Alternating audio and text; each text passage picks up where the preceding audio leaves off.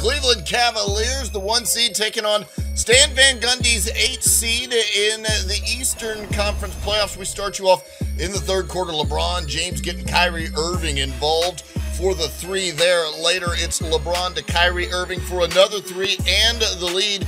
Irving had a playoff career high, 31 points, Cleveland up by 3. Reggie Jackson, no drives, and finds Andre Drummond for the alley-oop. Drummond had a double-double, 13 points and 11 rebounds. In the fourth quarter, Matthew Dellavedova misses, but LeBron James is there to tip it up, and then we're tied at 83. Then Kyrie Irving goes behind the back to Kevin Love for the triple. Love, a playoff career high, 28 points, 13 rebounds as well.